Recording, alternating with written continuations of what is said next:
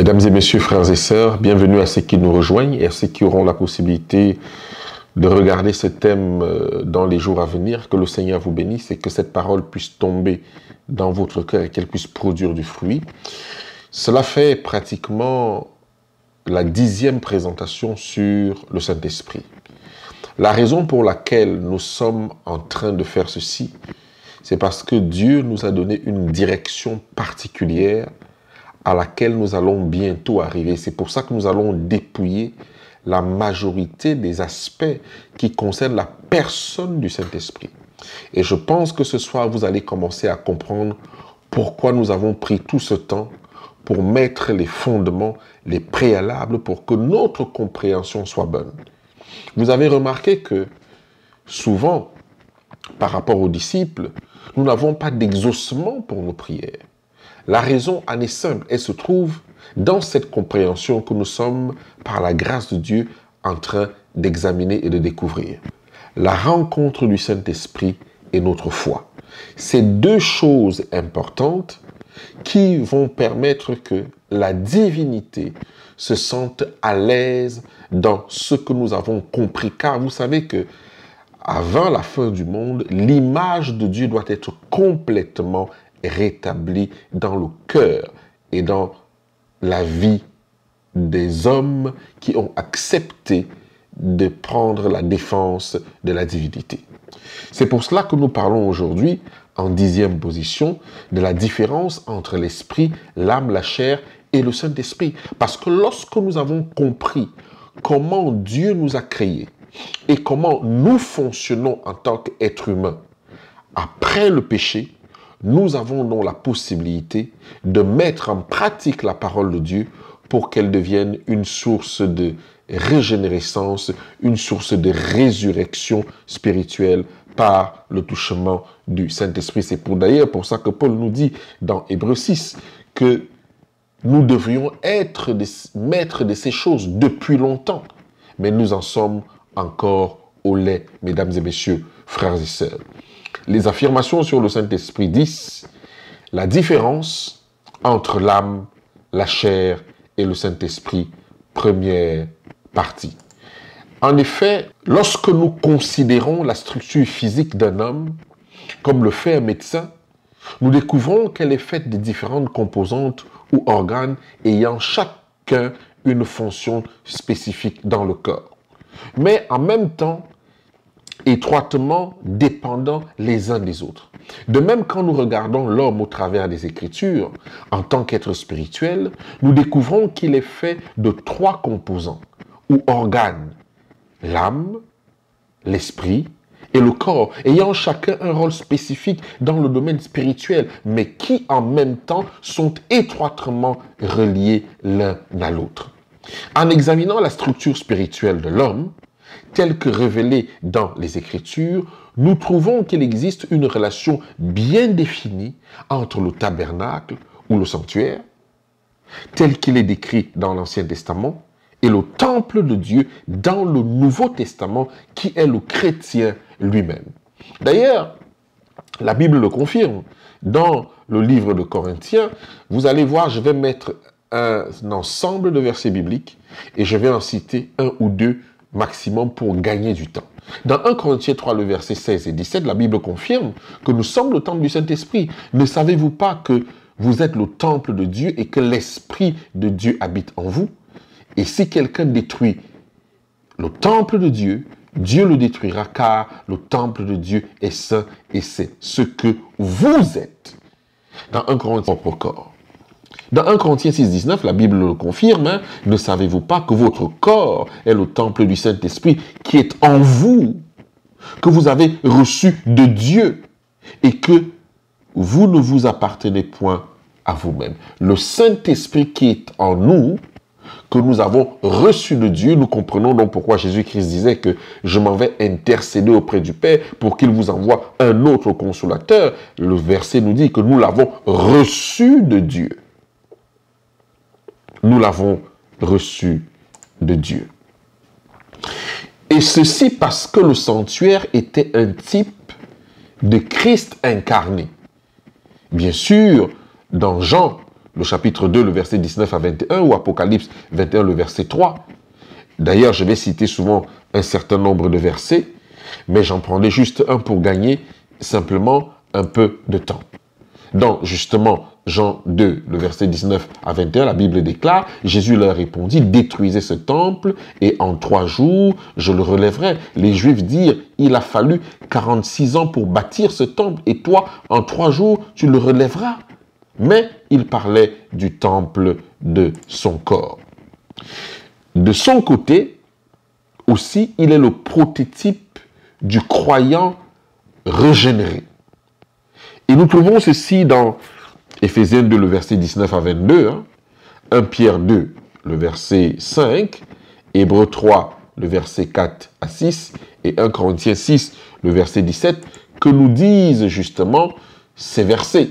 Dans Éphésiens 2, le verset 19 à 22, il est écrit « Ainsi donc, vous n'êtes plus des étrangers, ni des gens du dehors, mais vous êtes concitoyens des saints, gens de la maison de Dieu, vous avez été édifiés sur le fondement des apôtres et des prophètes, Jésus-Christ lui-même étant la pierre angulaire, en lui, tout l'édifice bien coordonné s'élève pour être un temple saint dans le Seigneur, c'est-à-dire vous et moi, en lui vous êtes aussi édifiés pour être une habitation de Dieu en esprit. Vous êtes édifiés pour être une habitation de Dieu en esprit. C'est la raison pour laquelle celui qui détruit l'habitation de Dieu que toi et moi, nous sommes censés être, Dieu le détruira aussi parce que nous sommes censés être une habitation de Dieu en esprit selon les Écritures. C'est pour ça que le rôle du Saint-Esprit, la compréhension de sa divinité est aussi essentielle pour combattre le péché. Et nous allons le voir en détail.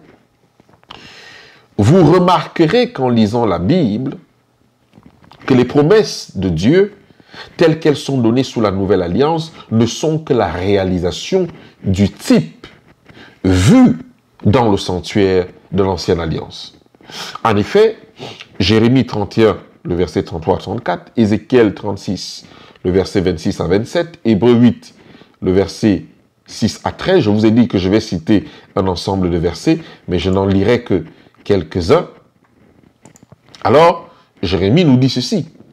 Mais voici l'alliance que je ferai dans la maison d'Israël, avec la maison d'Israël.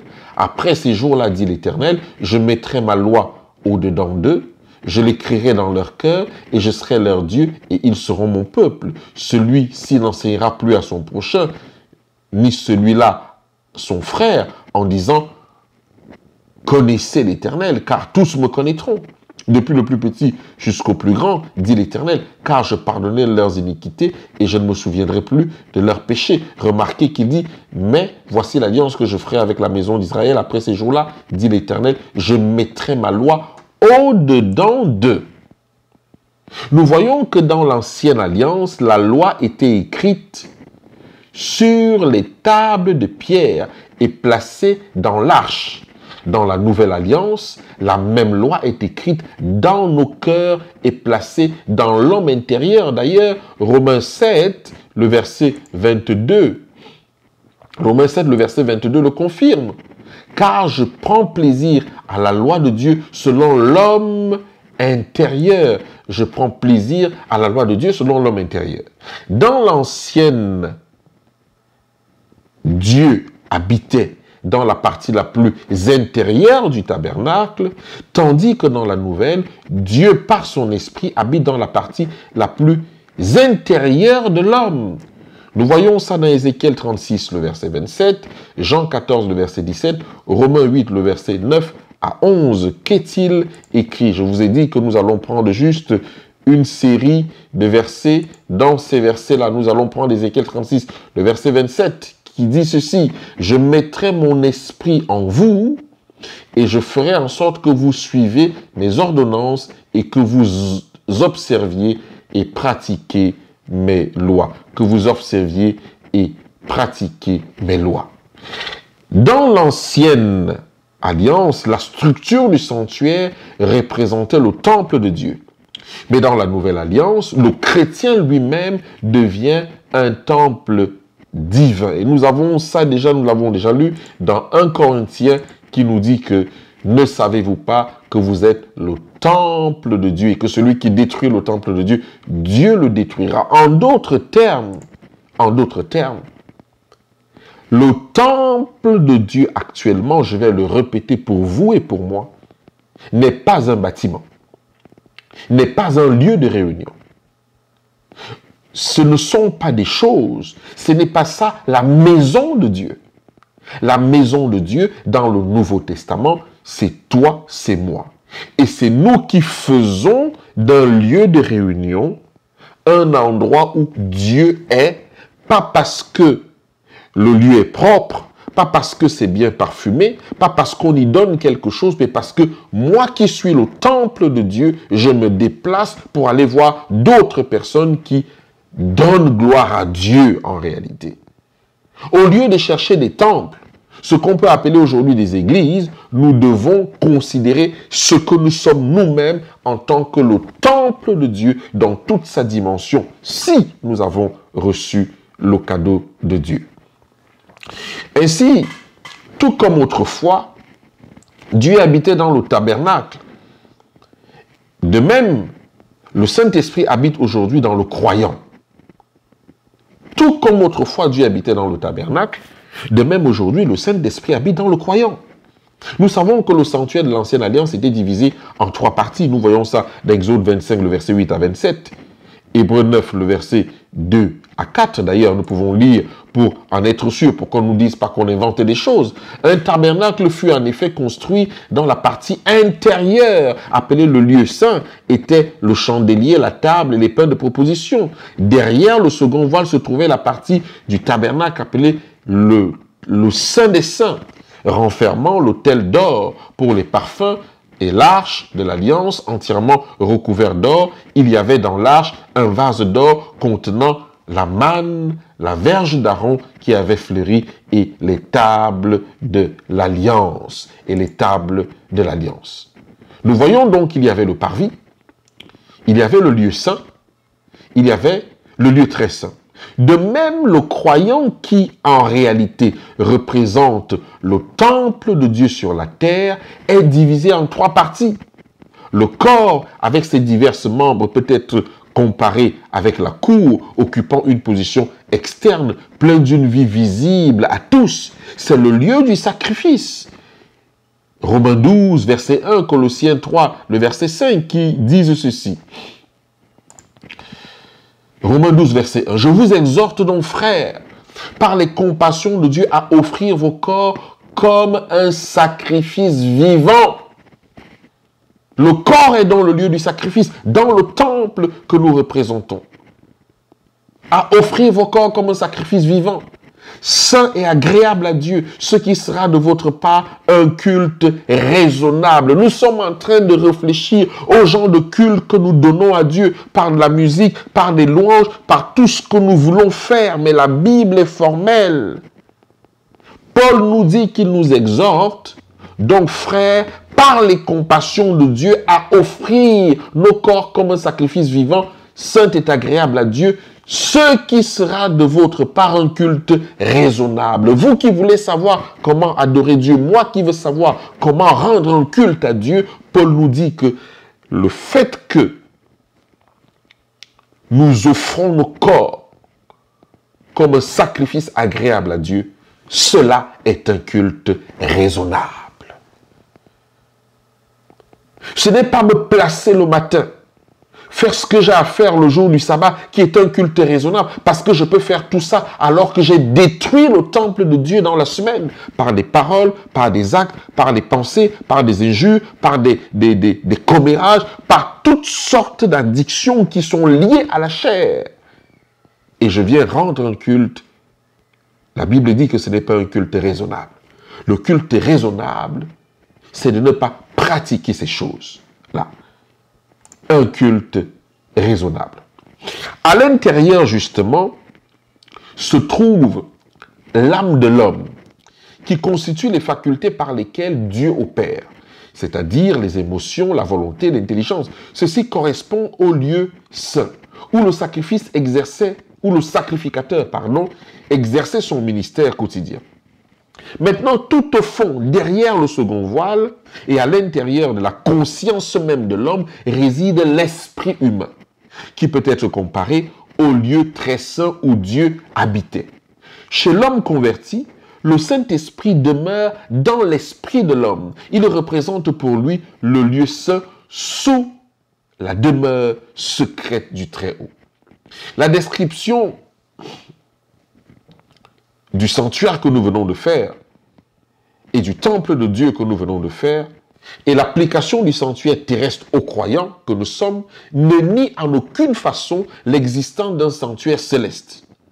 Hébreux 8, le verset 1 à 2, le dit. Nous ne nions pas le sanctuaire céleste. La Bible dit, le point capital de ce qui vient d'être dit, c'est que nous avons un tel souverain sacrificateur qui est assis à la droite du trône de la majesté divine dans les cieux, comme ministre du sanctuaire et du véritable tabernacle qui a été dressé par le Seigneur et non par un homme. La Bible enseigne clairement que Dieu habite dans le ciel et de même que dans le croyant. C'est-à-dire que pendant que Dieu habite dans le ciel, il fait le jugement, il est également dans le croyant. D'ailleurs, Ésaïe 57, le verset 15, le confirme en disant ceci. Car ainsi parle le Très-Haut, dont la demeure est éternelle et dont le nom est saint. J'habite dans les lieux élevés et dans la sainteté, mais je suis avec l'homme contrit et humilié, afin de ranimer les esprits humiliés, afin de ranimer les cœurs contrits. Vous voyez donc que ce que nous venons de présenter n'est pas en contradiction avec la Bible, parce que nous avons eu 2 versets bibliques qui confirment cela. Pardon. Ainsi donc, nous pouvons dire que le sanctuaire de l'Ancien Testament était la maquette divine de l'évangile éternel, qui fut premièrement accompli en Christ et doit maintenant être réalisé dans l'Église, dont fait partie chaque croyant. La purification du sanctuaire céleste est une œuvre accomplie par Christ, notre grand prêtre, mais elle s'opère parallèlement dans la purification des cœurs de son peuple sur la terre. C'est-à-dire que lorsque Jésus efface un péché dans le ciel, dans les livres, il faudrait que cela se manifeste en même temps dans ta vie terrestre alors que tu es encore vivant. Lorsque tu demandes pardon à Dieu pour quelque chose et qu'il efface dans les livres, alors ça se manifeste, ça devrait se manifester dans ta vie de tous les jours. Ayant découvert maintenant que spirituellement l'homme est constitué d'un esprit, d'une âme, d'un corps, nous pouvons maintenant continuer à examiner la place et la fonction de chacun de ces éléments et leur relation avec l'œuvre du Saint-Esprit. C'est la raison pour laquelle, mon bien-aimé frère, ma bien-aimée sœur, nous allons maintenant voir ce que c'est que l'esprit de l'homme en relation avec le Saint-Esprit. Qu'est-ce que c'est que l'esprit de l'homme en relation avec le Saint-Esprit? Chaque croyant doit réaliser qu'il a un esprit. Autrement dit, il lui serait impossible d'adorer le Père en esprit, en vérité. Comme Jean 4, le verset 23 à 24 le dit. Mais l'heure vient, et elle est déjà venue, où les vrais adorateurs adorent le Père en esprit et en vérité. Car ce sont là les adorateurs que le Père demande. C'est ce que le Père recherche. Ceux qui adorent en esprit et en vérité. Dieu est esprit et il faut que ceux qui l'adorent en esprit et en vérité. Chaque croyant doit être donc informé qu'il a un esprit et c'est ce qui lui permet d'adorer Dieu en esprit et en vérité. Car s'il n'est pas informé de cela et s'il confond les choses, il adorera Dieu selon les sentiments, selon ses sentiments à lui. Il adorera Dieu selon les pensées et les émotions de l'âme, qui ne constituent pas le vrai culte ni la vraie adoration et sont malheureusement une grande partie du problème de nos cultes aujourd'hui. Nous avons vu que le culte raisonnable, c'est nos corps en sacrifice. Mais lorsque nous n'adorons pas Dieu en esprit et en vérité, alors nous adorons avec nos émotions, avec nos chants, avec notre cérémoniel qui n'a rien à voir avec ce que Dieu attend de nous dans le culte. C'est pour ça que la Bible dit que ce peuple m'honore des lèvres et son cœur est éloigné de moi. La Bible enseigne clairement que chaque personne possède un esprit. Cet esprit ne doit pas être confondu avec notre respiration, ni avec notre âme, non plus identifié avec le Saint-Esprit. Et d'ailleurs, les textes suivants donnent d'amples preuves que l'homme, tel que créé par Dieu, possède un esprit. Nous avons Proverbe 25, le verset 28, « Comme une ville forcée et sans muraille, ainsi est l'homme qui ne domine pas sur son esprit. » Zacharie 12, le verset 1. « Ainsi parle l'Éternel qui a formé l'esprit de l'homme au-dedans de lui. » 1 Corinthiens 2, le verset 11. « Lequel des hommes en effet connaît les choses de l'homme, si ce n'est l'esprit de l'homme qui est en lui ?» Nous devons établir que nous avons un esprit indépendant de l'esprit de Dieu. Romains 8, le verset 16. « L'esprit lui-même rend témoignage à notre esprit que nous sommes enfants de Dieu. » Outre les textes que nous venons de lire, beaucoup d'autres indiquent que l'homme possède un esprit, et c'est ce que Dieu avait en tête lorsqu'il a déclaré « Faisons l'homme à notre image, selon notre ressemblance », comme nous l'avons vu dans Genèse 1, le verset 26, car Dieu est esprit, dans Jean 4, le verset 24. C'est l'esprit de l'homme, en réalité, qui le place au-dessus des animaux. Et c'est pour cette raison que nous trouvons souvent l'homme le plus primitif adorant une quelconque forme de Dieu. L'esprit de l'homme désire communier avec le monde des esprits, exactement comme nos corps communiquent avec le monde matériel et que par nos âmes, nous sommes des êtres sociaux. En d'autres termes, l'homme est un être spirituel, social, physique, parce qu'il est composé d'un esprit, d'une âme et d'un corps. L'esprit de l'homme a été créé ou formé par Dieu afin qu'il puisse demeurer en l'homme et ainsi contrôler et diriger l'esprit ou l'âme de l'homme qui, à son tour, doit contrôler tout le corps. Et nous voyons ceci de cette manière, l'homme entier vivant dans une totale dépendance de Dieu, qui habite dans son esprit, pouvait refléter le caractère même de Dieu, un caractère d'amour désintéressé, dans 1 Jean 4, le verset 7 et 8.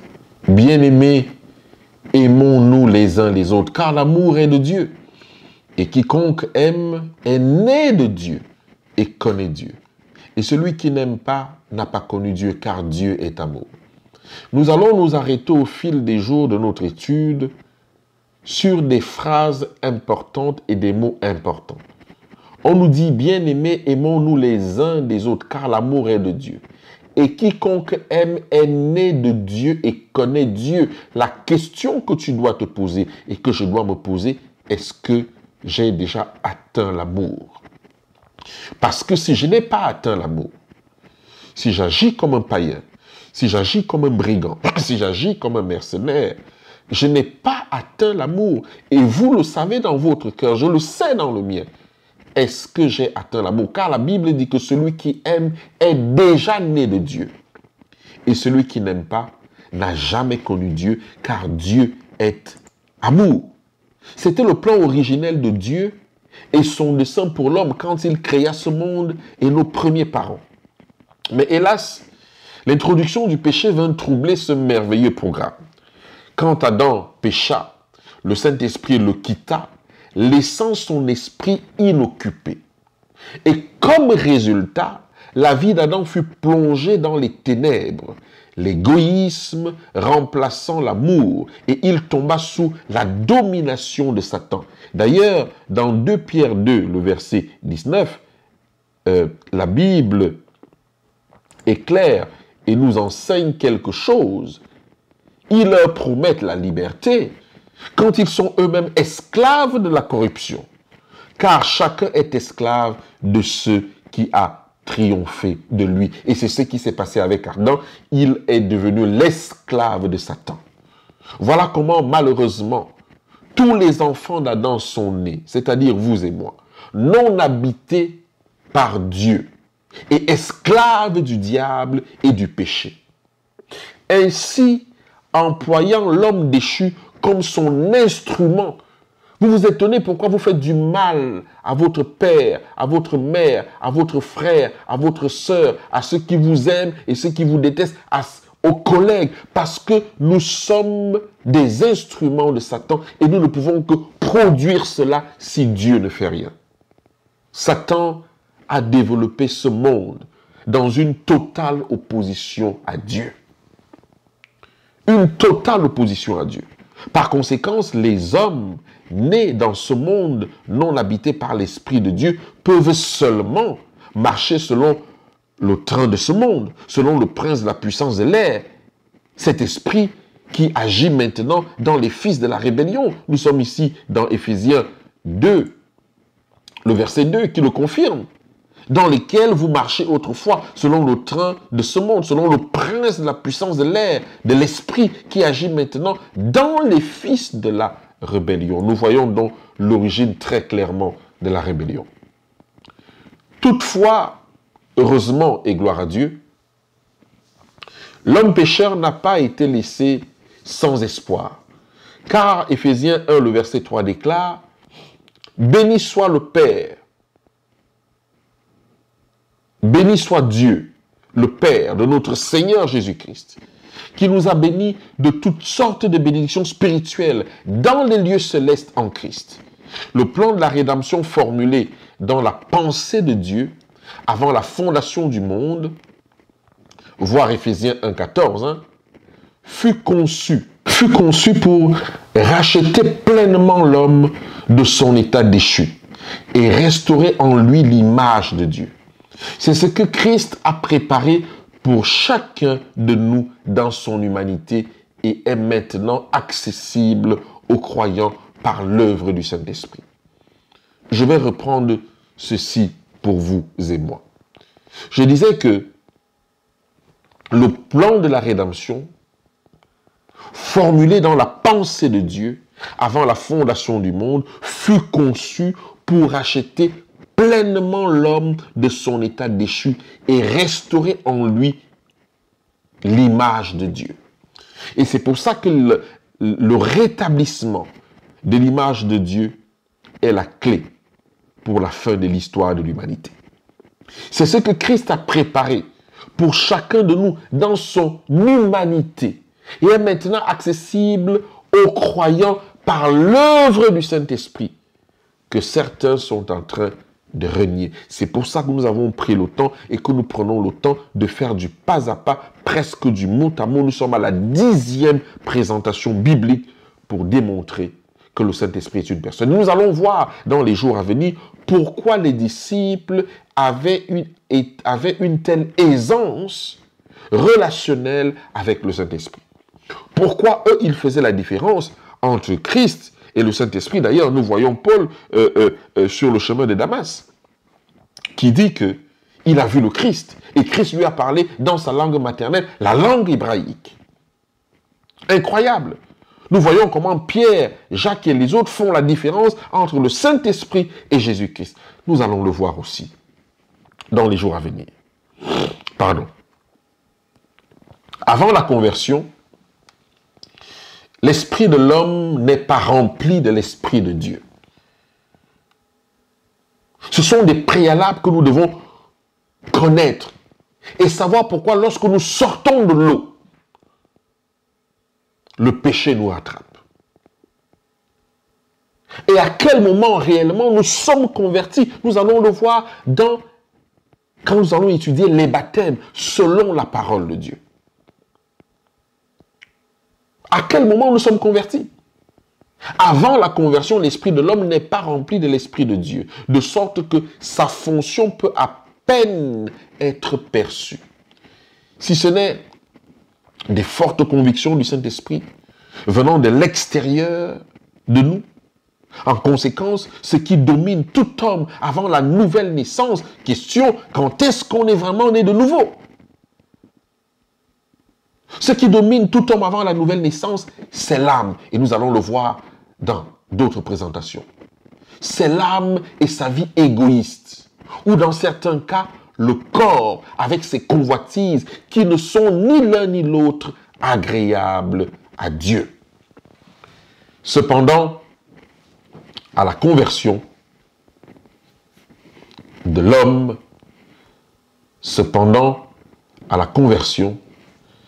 l'esprit de l'homme est régénéré ou vivifié par le Saint-Esprit, qui vient habiter, selon la parole, cette fois-ci, en lui.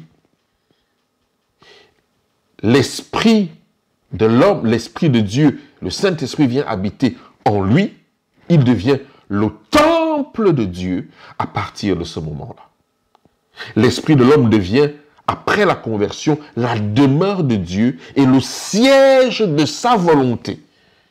Dieu n'opère plus de l'extérieur, Dieu opère de l'intérieur. C'est ce que nous avons décrit un peu plus tôt, comme étant l'expérience de la nouvelle naissance. Une expérience qui est absolument essentielle à la justification et préalable à la sanctification.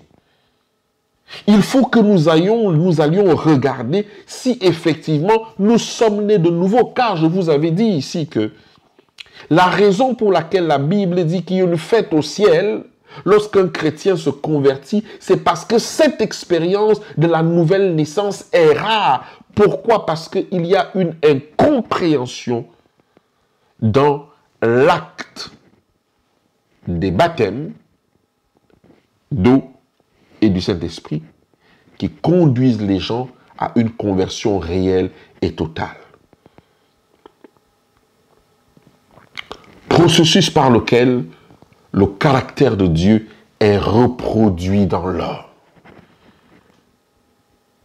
Le croyant qui a vécu l'expérience de la nouvelle naissance, dont nous allons décortiquer dans les prochaines présentations, est une personne née de nouveau, qui a reçu la vie de Christ en la personne du Saint-Esprit. Un tel individu est décrit dans les Écritures comme un bébé en Christ. Comme un bébé en Christ. C'est comme ça qu'il est décrit dans les Écritures, comme un bébé en Christ. Dans 1 Corinthiens 3, le verset 1, il dit « Pour moi, frère, ce n'est pas comme à des hommes spirituels que je vous ai parlé, mais comme à des hommes charnels, comme à des enfants en Christ. » Qui est sauvé de la culpabilité et de la pénalité du péché est reconnu juste, justifié. Mais qui doit encore apprendre à marcher selon l'esprit. Qui doit apprendre à marcher selon l'esprit. Comme il est écrit dans Galates 5, le verset 16.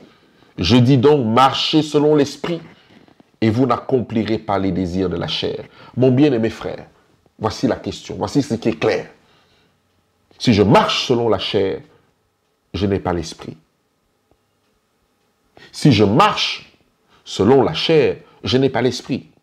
Parce qu'il est écrit que je dis donc, marchez selon l'esprit et vous n'accomplirez pas les désirs de la chair. Si je n'accomplis plus les désirs de la chair, ça veut dire que je marche selon l'esprit. Et si j'accomplis les désirs de la chair, ça veut dire que je ne marche pas selon l'esprit. Si j'accomplis les désirs de la chair, je ne marche pas selon l'esprit.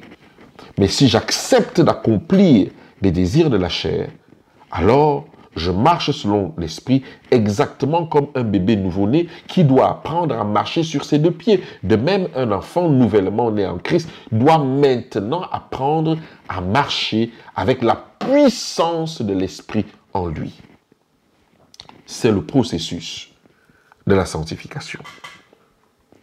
Et alors que le Saint-Esprit commence à accroître son influence dans la vie du croyant, ce qui ne se réalise que lorsque nous apprenons à marcher par la foi, c'est-à-dire par l'Esprit, deux choses seront manifestes. Un changement sera constaté dans le caractère du croyant, qui commence à ressembler de plus en plus au caractère de Christ. Et le chrétien commencera à mieux distinguer ce qui procède de son esprit et ce qui procède de la vie égocentrique de l'âme. C'est donc la séparation dont il est question dans Hébreux 4, le verset 12 qui déclare ceci. Car la parole de Dieu est vivante et efficace, plus tranchante qu'une épée quelconque, à deux tranchants, pénétrant jusqu'à partager l'âme et esprit, jointure et moelle. Elle juge les sentiments et les pensées du cœur. Vous voyez, elle va jusqu'à séparer. Elle va jusqu'à séparer, à partager l'âme et l'esprit. Et ça, c'est le secret le secret qui résout le péché. La séparation de l'âme et de l'esprit. Il faut absolument que ce soit l'esprit qui domine l'âme, l'esprit de l'homme, par le Saint-Esprit qui domine l'âme. Et pour ça, il faut qu'il y ait une séparation. Nous allons en parler un peu plus en détail. Nous devons savoir comment le péché fonctionne. C'est dans notre esprit que Dieu nous régénère, que Dieu nous enseigne et nous conduit dans son repos. Mais malheureusement, il est triste de dire qu'après plusieurs années d'esclavage à l'égocentrisme de l'âme, beaucoup de chrétiens ne connaissent très peu leur propre esprit et l'esprit de vie qui habite en eux et qui est capable de les délivrer de la loi du péché et de la mort. En effet, Romains 8, le verset 2, le déclare. En effet, la loi de l'esprit de vie en Jésus-Christ m'a affranchi de la loi du péché et de la mort. Car chose impossible à la loi parce que la chair la rendait sans force. C'est pour ça que nous allons voir les trois entités pour voir comment ça fonctionne. Dieu a condamné le péché dans la chair en envoyant à cause du péché son propre fils dans une chair semblable à celle du péché. Et cela afin que la justice de la loi fût accomplie en nous qui marchons non selon la chair, mais selon l'esprit. Nous devrions quotidiennement donc trembler devant Dieu, lui demandant sincèrement de nous enseigner par expérience ce qui est spirituel et ce qui vient simplement des sentiments et des émotions de l'âme.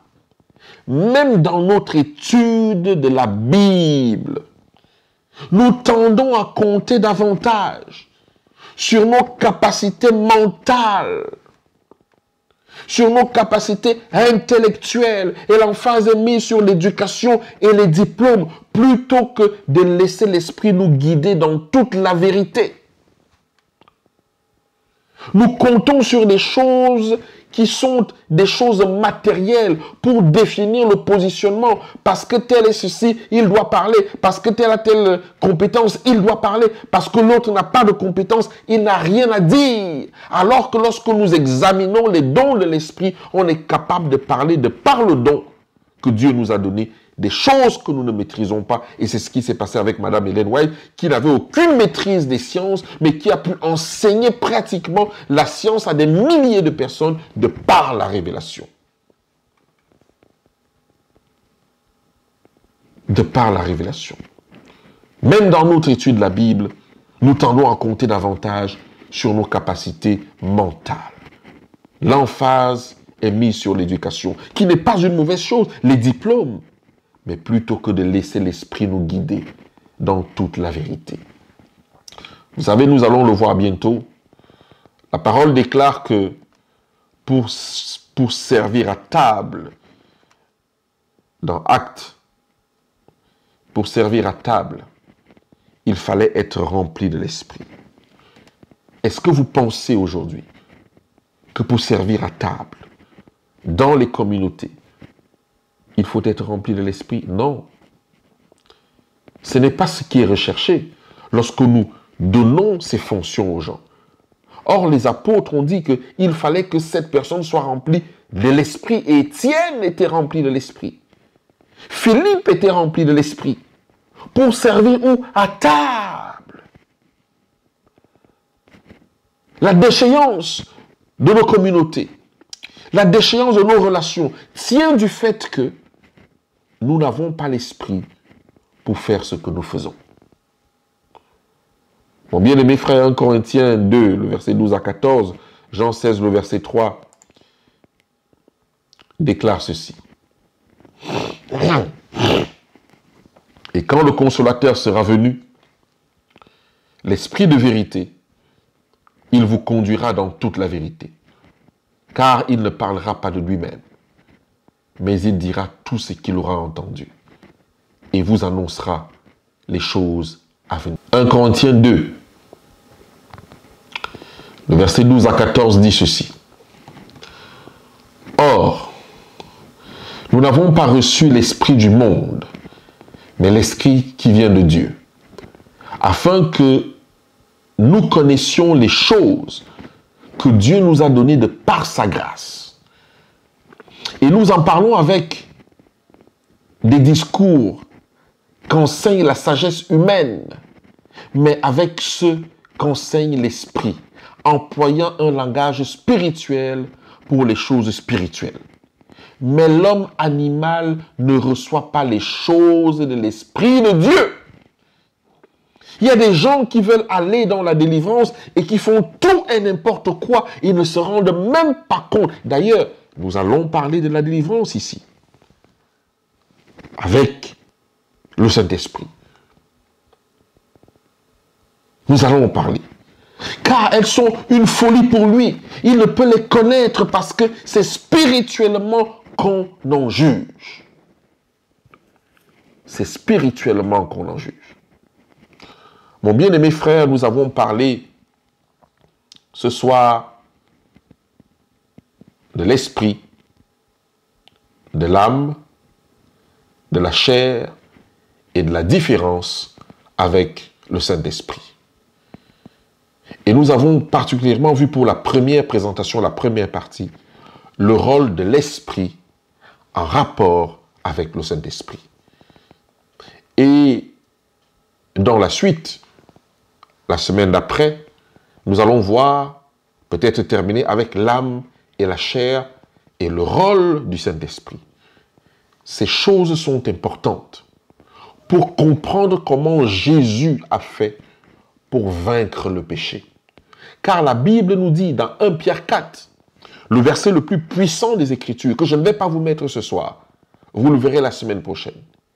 Christ ayant donc souffert, vous aussi armez-vous de la même pensée que celui qui a souffert en a fini avec le péché. C'est d'une déclaration énormissime.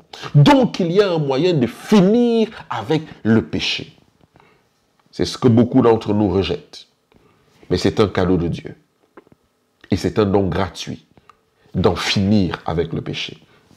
La semaine prochaine, nous aurons la deuxième partie et nous parlerons de la relation entre l'âme et l'esprit et la différence avec le Saint-Esprit.